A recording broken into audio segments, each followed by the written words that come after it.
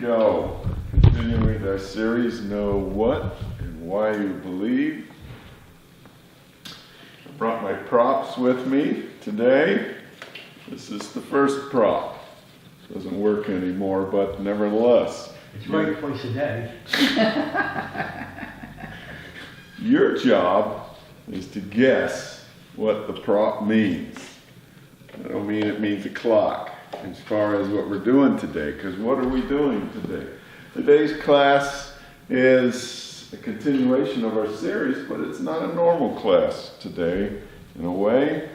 Not that I ever been accused of being normal, but I'd say today's class is not normal for one particular reason, and that is it's not just intended today for churchy people. It's intended for those non-church people, even to the degree of being atheists. So, when I hear, and I hear it often, that religion should not be rammed down my throat, that's kind of what I'm addressing today. Not so much the ramming as far as the concept behind that. Because I recognize that on both sides there's a lot of passion. On the church side, there's passion, especially if this time of year someone says, why do we need religion in Christmas? And some of my fellow church people, that just lights them off. And on the other side is the thing of we don't need religion anywhere in our lives. But I'm going to ask, is there a way to talk about religion between the two sides, where both sides, church and non-church, can respect each other, can exist? I don't think that we Christians are called to force Christianity on non-Christians, other religions, atheists. I don't think we're called to that. I don't think America needs an official religion, and that gets me in hot water. However, as Geisler and Torek point out very well in Legislative Morality, America cannot function without a national morality. Somebody, somewhere, somehow is going to have their morals, when I say morals, right and wrong, is going to have their right and wrong in place in America. Well, in every country, yes, but in America, somebody's morality is going to be in place. So there needs to be a national morality. But my point about conversation here today is any discussion with atheists, about atheists, and them about us needs to be couched in respect. If we are to communicate, we need to have respect. We should not spit on, disdain an atheist because he dares not believe the God that we believe. Conversely, shouldn't we get the same in return? An atheist, shouldn't they respect our views? And so we seek to have a conversation. And that's what we're going to have today, is a conversation intended to be respectful, but a conversation nonetheless. Because I'm going to follow in Dave's footsteps from last week, in that today's conversation is, as I say, not just for churchy people, but in a really big way, it's for non-churchy, it's for atheists. Why? Because my friend, my fellow martial artist John posted, as I said last week, the claim that there is absolutely no evidence for God whatsoever. He said that profoundly, to which I responded. But the question is, John, what if there is evidence? John, what if there is strong evidence? The existence of God. In fact, John, what if the most plausible explanation for reality is God? So that's where we're going to head. I was going to define faith, but I don't think I will, except to say that often the problem in conversation with atheists is they think our idea of faith is, well, like I said, from Mark Twain, believing what you know ain't true. That's what they think our vision of faith is. And in fact, I've said numerous times, Christians tend to have that view too in a way. They believe that faith is the absence of reason. You just believe because you believe. You don't have evidence or reasons. So you can see how an atheist would come with that to the table. And I've had numerous conversations and see numerous comments to that end about, in fact, one yesterday, they had, I guess it's a religious person, character, and he was proclaiming against Darwinian evolution, and the voice from somewhere was saying why, and if you don't go on reason and evidence, and what do you go on? And then the last pane had this religious person saying, magic. So their view is they hold to evidence and fact, and we hold to mystical magic.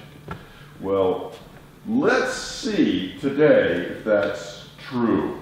We're going to address the question of the existence of God from the standpoint of evidence, reason, and science.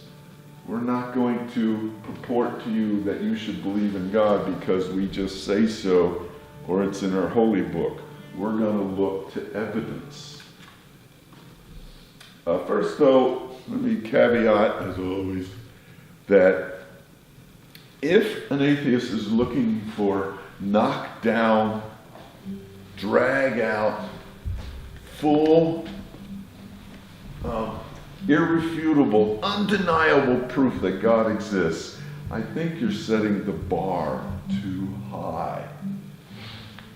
We don't really do that in philosophy. We don't. In fact, I would say you don't even do that in science. Oh yes, we've proven things by science. Really? So nothing in science changes over time? Well, yes, but we've proven the change.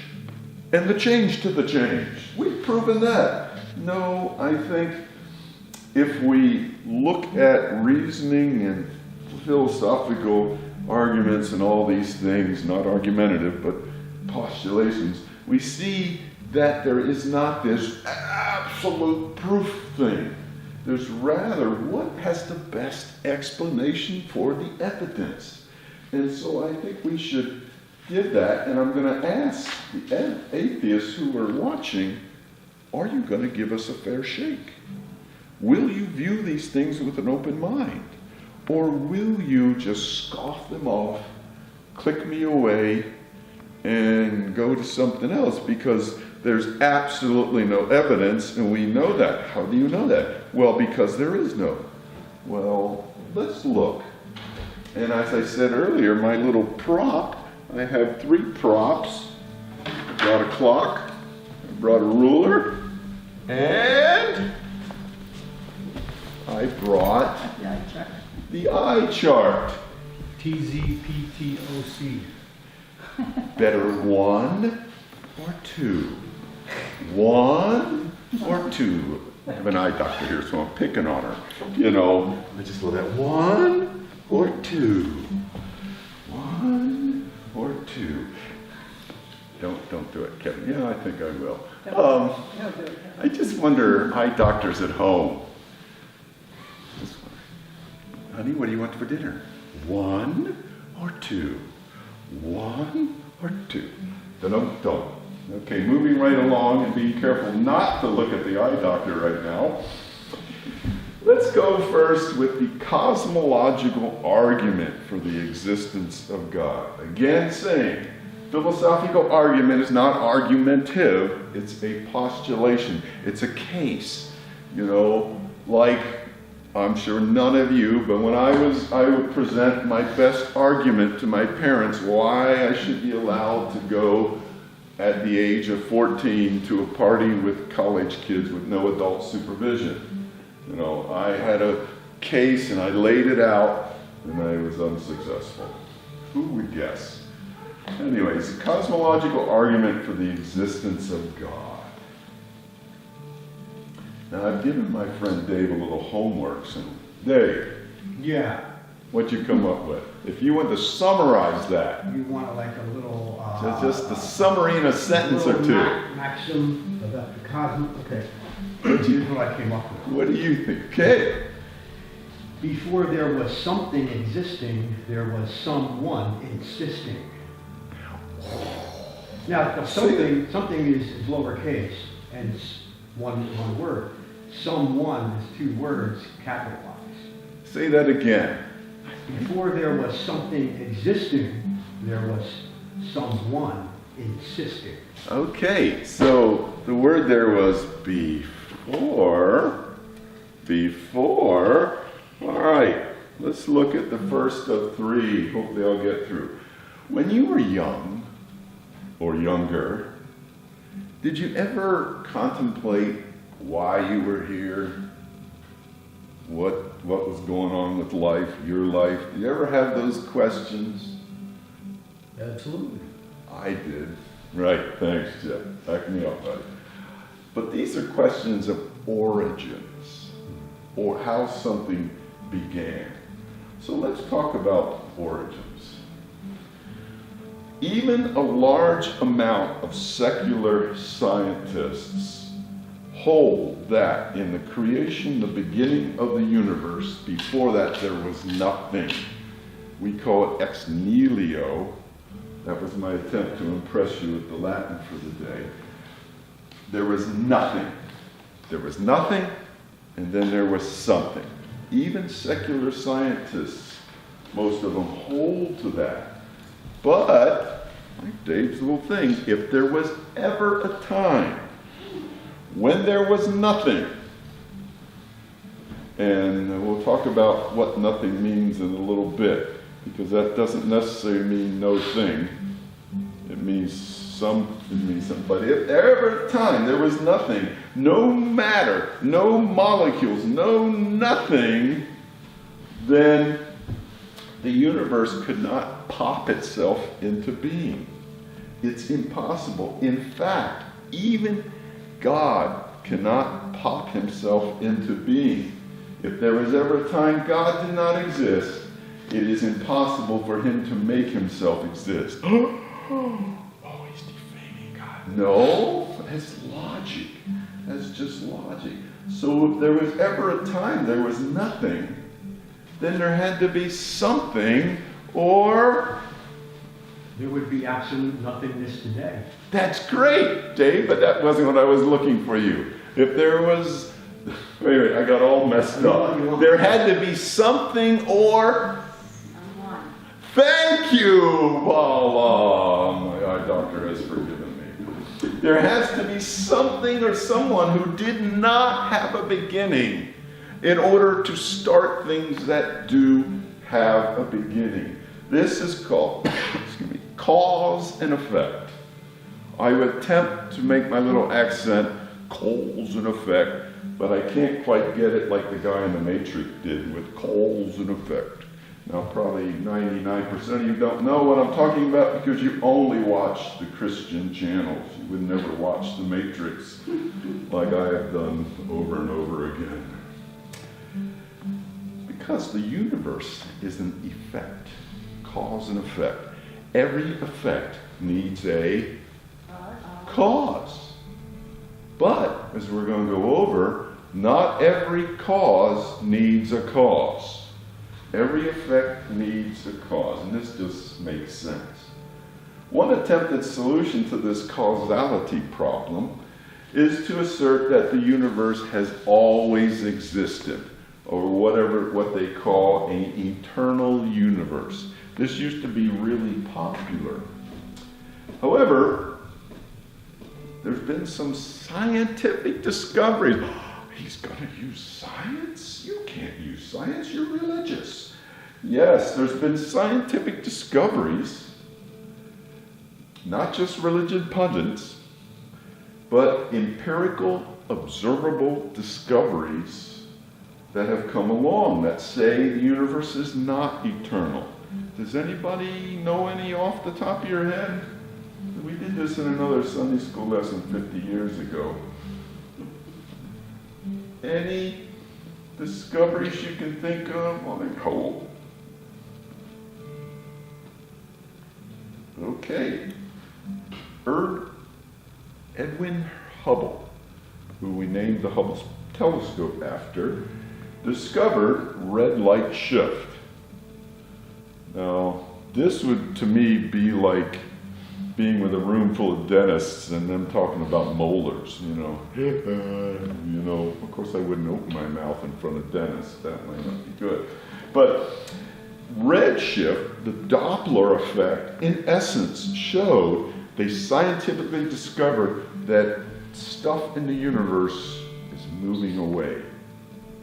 It's moving outward. Wasn't the Hubble telescope supposed to be able to see so far away that it could tell what happened before? Does that make sense? Does that sound normal? Well, that's an interesting postulation there, because I was watching this show, this science show, and they were quick to stick in adjective or adverb, I can't forget, but they were talking about the Boson particle. Boson particle. It's someone defamingly called it the God particle. And they were said, with this, we can almost go back to the moment of creation of the universe.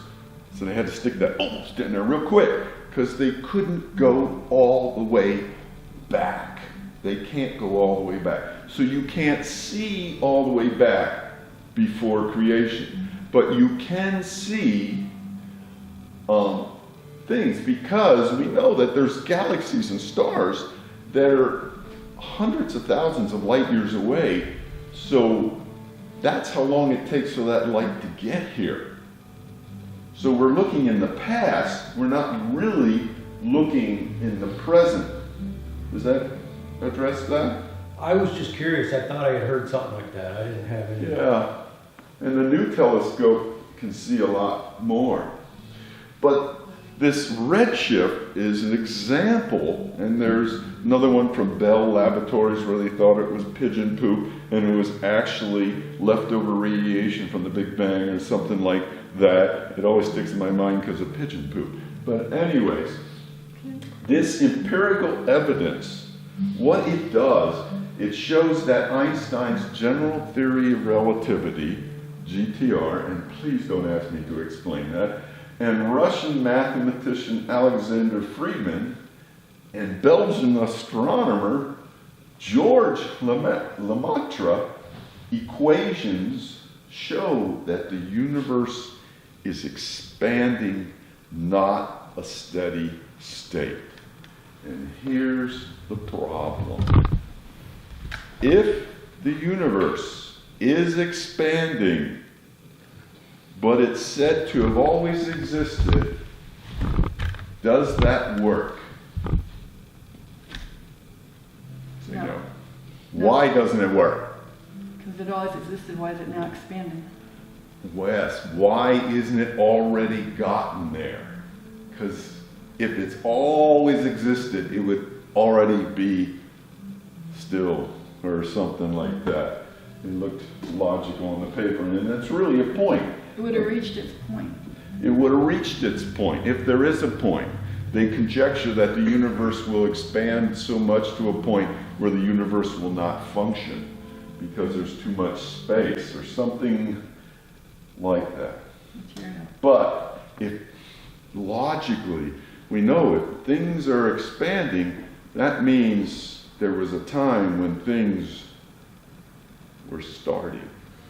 And this point, called the point of singularity, they conjectured was a tiny dot of intensely dense matter.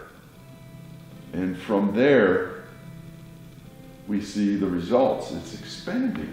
However,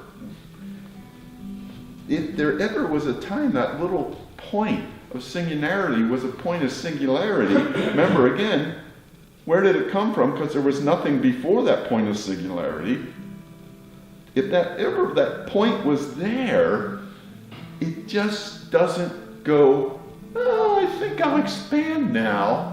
No, there had to be something else that made it expand. Because a body at rest stays at rest, and a body in motion Stays in motion. And who said that? Anyone? Bueller? Einstein, or what was the other one? That was a real good wrong guess, Joe. Well, there's a Newton. Newton! Yes! I just had to figure it out. Oh, yay!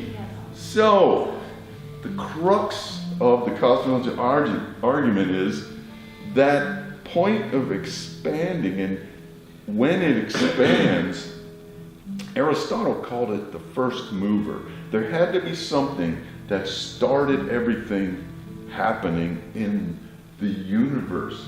Stephen Hawking says something that lit the blue touch paper and got the universe going. I don't know if you're familiar with this paper. It's like you put a little cigarette to it, it goes whoosh, like that. I think that's what he meant it in a non-theistic way, but his point was nevertheless, something had to start it all. I think Genesis is a perfect description of this. When God spoke, that was the catalyst, the cause that created the effect of the universe expanding. From there, that is why I say it has to have explanatory power. The universe just didn't go from nothing to something and then on its own initiative start going. No, there had to be something that was powerful enough, purposeful enough, intelligent enough to light the blue touch paper and explosion. So then where was God when he did this? Where was was? like if there was nothing Right. but God, Yeah. where's God? Is he in a whole different dimension, or is he, if there's no universe or no nothing, Right. I'm just So what do you all think? can't fathom it, that's all. Okay. And I'm just, What do you all think? How would you answer heaven, that? is that a whole different, like, heaven is a whole different dimension compared to the universe? Because if there was no universe, but there was God, he had to be somewhere to make the universe. Well, what do you all think? And how do they know the universe is expanding? Redshift. Scientifically That empirical. means you've made it to the end of the universe and hit the wall, and No. then the wall's moved a little more. No, because the light spectrums they receive skews to a certain way that implies the Doppler effect. That is the limit of my explanatory ability, right? It's like trains. You're sitting there, you hear a train coming. When the train passes, the sound changes because the effect of distance and all this technical hoo-hockey stuff. But we know that. But how? Answer. Someone answer. Jeff, what do you think? Do you agree with his idea of another dimension? It's not my idea, it's just a question I'm asking, trying to fathom Yes, but you all this. reasoned it I'm out. not, there's no belief system in what I've just said, I'm trying to figure it out. Right. No, but you postulated a possibility Right. with your question. What do you all think? Well, then you got some people believe that God is out of time and in time, or could be both out and in time. So he may have been out of time before he created the universe, which created time to put us in time. You're getting into a very high level of, the scholars have been postulating this back and forth for, But you are at that level, my dear. I don't think She so. was was married no to the time. teacher. So there She was probably no looked at time. his notes.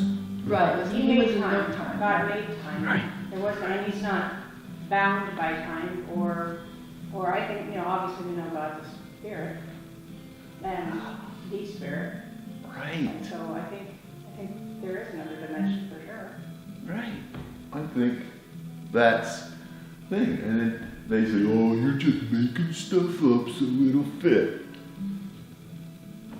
So when you guys postulate a metaverse and string theory and vibrating strings and all this stuff, quantum, and all this stuff, you're not making it up because it's science. But if it's religion, it's making it up?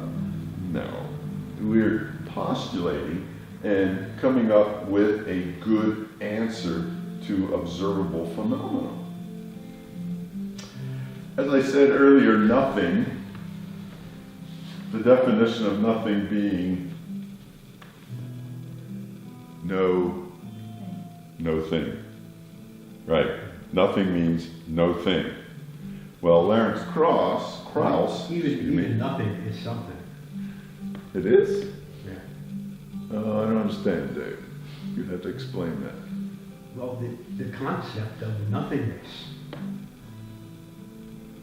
Where did that come from?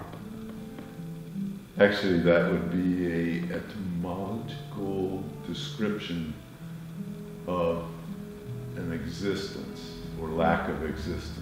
But the concept is still something. Well, a concept is not something like that, but it's a way the mind formulates and conceives of things. That's a concept. And Aristotle talked about true opinion. In other words, I can say, well, I think there's purple elephants dancing on the church ceiling. Well, I'm allowed to think that, but that's not a very good conception. So, I think nothing is nothing. It means nothing.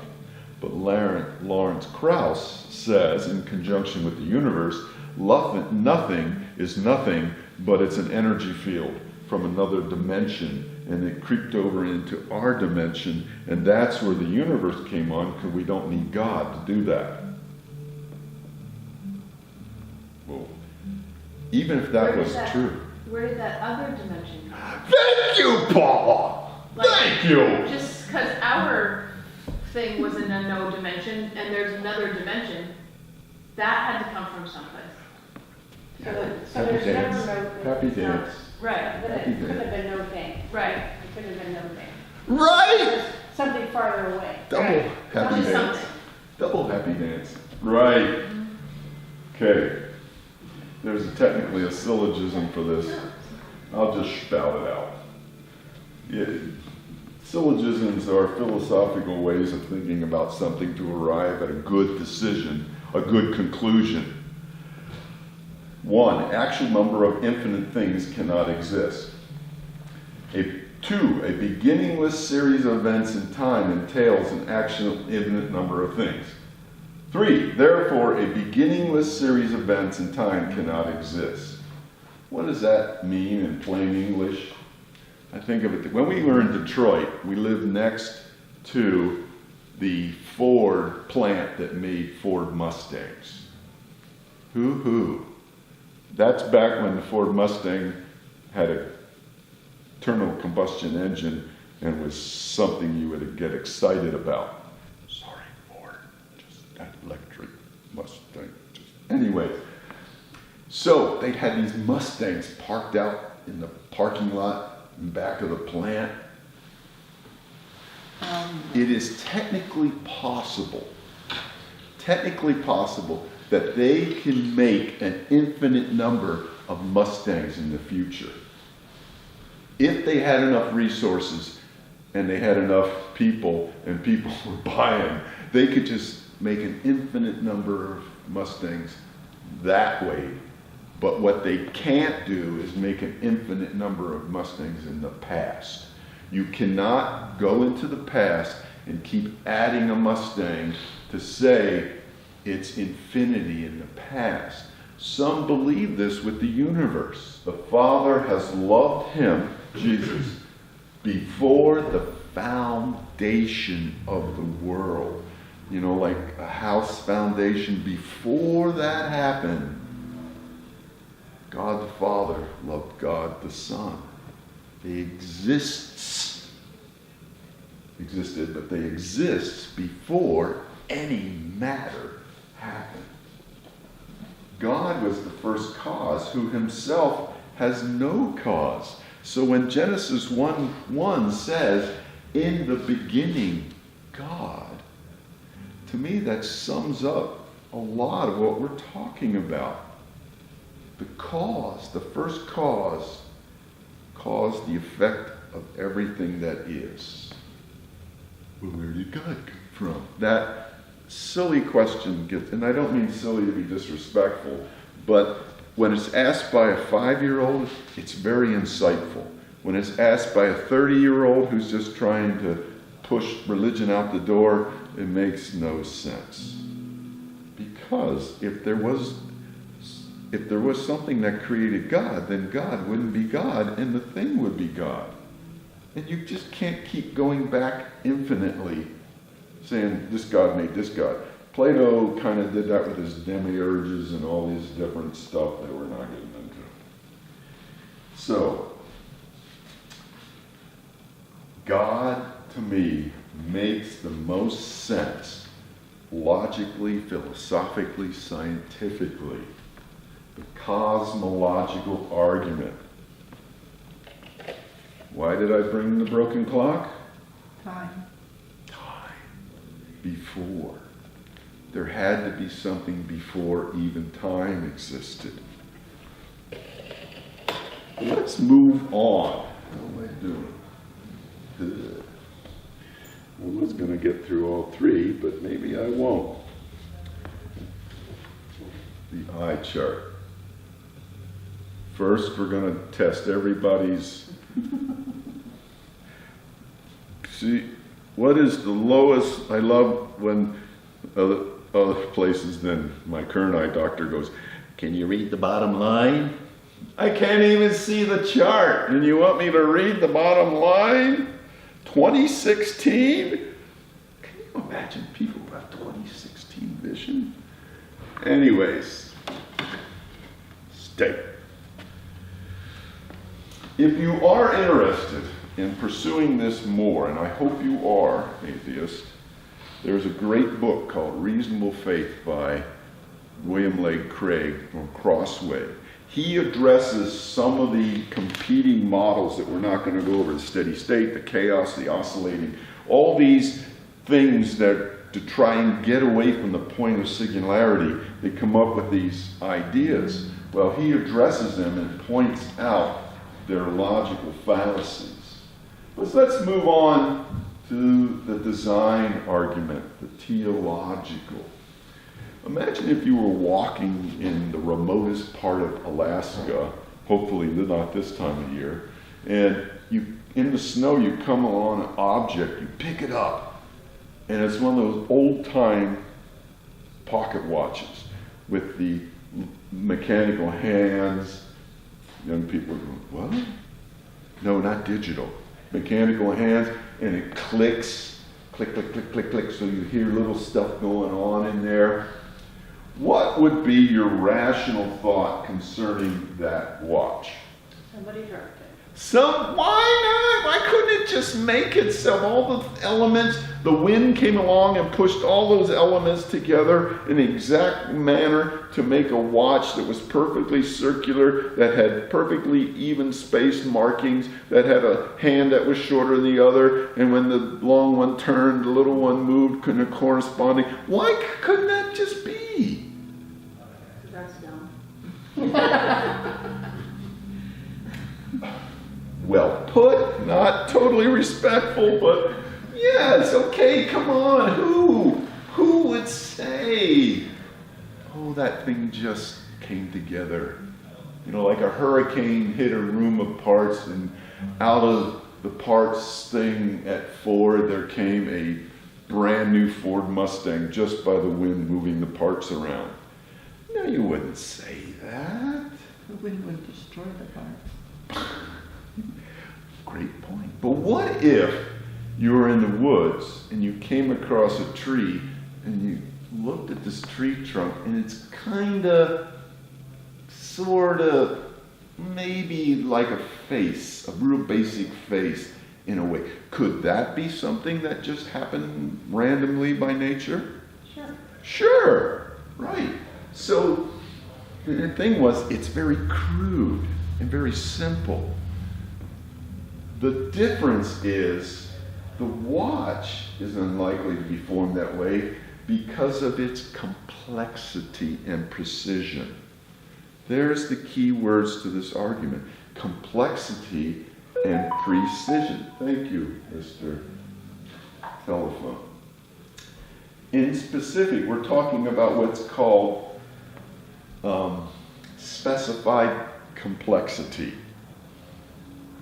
Okay, what does that mean? You get up in the morning. You, in your brilliance, decided that you wanted to have children immediately, and you want lots. So you have a 2-year-old, 3-year-old, 4-year-old, 5-year-old, 6-year-old, 7-year-old, 8-year-old, 9-year-old. I would think you mothers in here would be like just quaking in fear right now. And you have multiple boxes. When you shop, you don't go to the specialty section. You go to the part that has the, spaghetti in the can that is this big. Oh, the bulk section. The bulk section. Because most of them are boys, and but you have bulk alphabet. What's that cereal? The alphabet, not Alphabet Captain cereal. Alphabet. What? Alphabet cereal. Alphabet cereal. You know what I'm talking about? Right. So I know you find this hard to believe, but one of your children knocked the cereal box over, left it open, didn't close it up, and there's cereal all over the floor. All these letters all over. Is that complex? No. Yes. There's a whole bunch of little parts everywhere. But that's not specified complexity. Let's say, though, you come down and on the floor is all these cereal bits, and in one place there's the first 2 lines spelled out in alphabet cereal of Shakespeare's Hamlet. That's specified complexity. It's not only complex, but the purpose is there. It's intricate in the sense of it's communicating to you. Like Amazing Pig. Amazing Pig. Charlotte's Charlotte's Web. Web. Come on, you never read Charlotte's Web? Yes. Is that too beneath you? Yes, okay, I'm there now. I'm getting there. Sorry, guys. No, you're right. You're right, I was just making it bigger. Some have speculated that if you put enough monkeys in a room and allow monkeys just to peck randomly on keyboards, that eventually, through the eons of time, you eventually will have Hamlets, Shakespeare's Hamlets, just by pure random pecking. Yes, some have speculated this, But the reality is the monkeys eventually break the keyboards. Okay, yes, you're right, dear, but that's not the philosophical point here. It's the reality. The point is, mathematicians consider when something is possible but highly improbable, like 0.0000000000000000003, that it's practically considered impossible. Oh, but it's possible that monkeys could do that if you give billions of years. Come on. Just like at night when I take the dogs out, I look up in the sky and I wonder how anybody can possibly just think, nah, this is all there is. I'm going to die and be put in the ground. This all just happened. How does somebody come to that conclusion Why? just looking in the sky at night? Why would they think that? Carl Sagan thought we were all I don't think just they really do dumb. think it. I think they just like to think it, too, Why? because it justifies their means. Okay, so they claim that we hold to God and religion because it serves our purposes. It makes us feel better.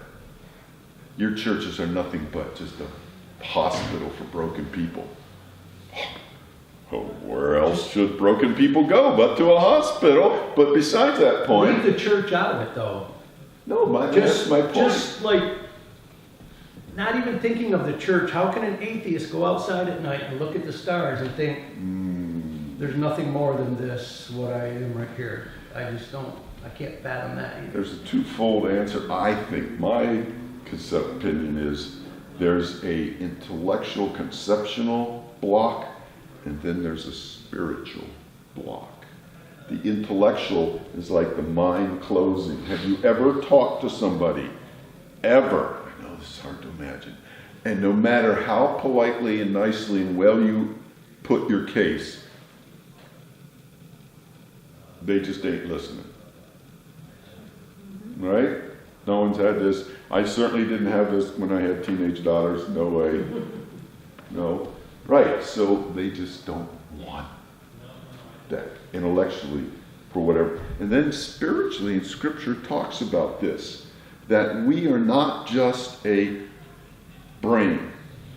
We're not just chemical fizzing.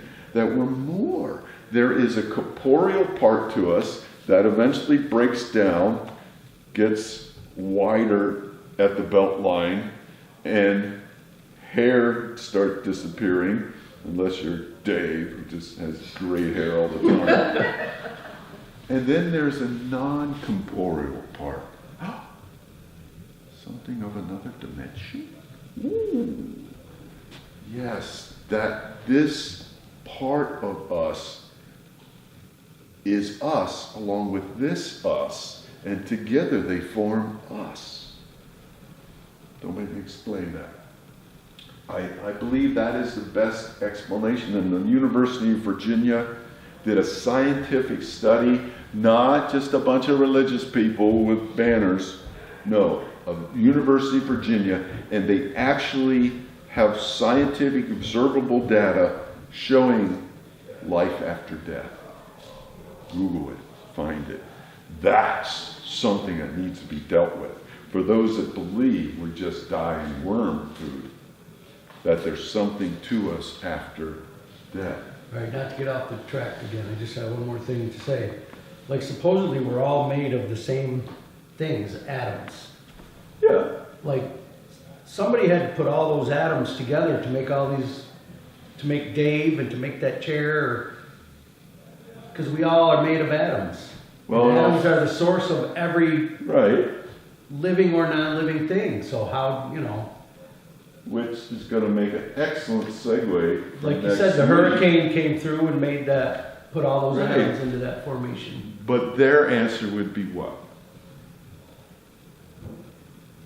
How did I'm an we? idiot. No. How did all us come to be? We were. Over time. Evolved. Right, Yeah. Darwinian evolution. Now I'll end with this, and we're going to pick this up. Because to the Christian, how many ways are there to explain how we came to be what we are at this moment? One. 2 ways. What? Yeah, I know. Hang with me. Then we'll come back to this. How many ways do the atheists have to explain things? One. One. Darwinian evolution. That's the only game in town. Okay, Panspermia theory, this theory, that theory. It's switching from the pool and the thing to it came from outer space. But like the brilliant eye doctor said, where did that stuff come from? But anyways, not getting there. They have one game in town, Darwinian evolution. The Christian has 2. I call it creationist. That's not technically the right thing because they have creation. They will use the word creation, but not like we use creation. But also theistic evolution. Biologos is a group of Christians who hold that God orchestrates Darwinian evolution to produce things that are. Ken Ham would freak out at that idea, and he would say, no, no, no. But the point I'm making is, atheists only have Darwinian evolution. That's their only explanation. And so how did we come to be? Eons and eons and eons of time. Things happen randomly without any purpose, guidance. It just came to be. In effect, don't get offended, in effect, a hurricane came into the universe, stirred everything up, and out popped life. Totally unguided. The Christian does not hold to that. The Christian goes, what? I think there's a better explanation. How did the Ford Mustang come to be? How did my wife's supercomputers used to work on come to be? How did this come to be? If not, but for dramatic pause.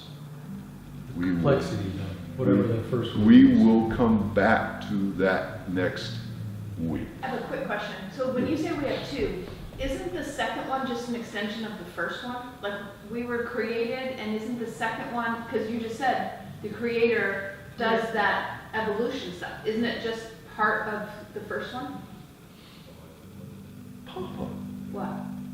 you get two happy dances. Yes. So we only have one really then?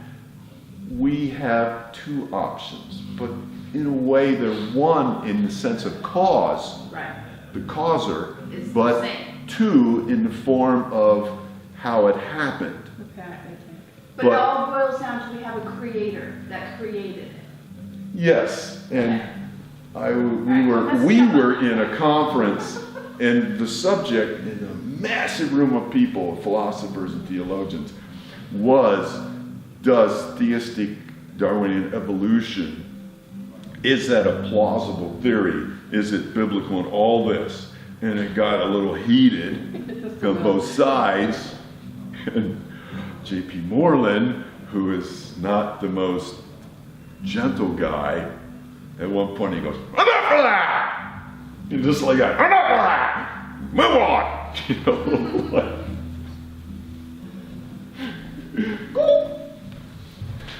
so, we're going to answer that question next week as we finish the design argument, explain our eye chart,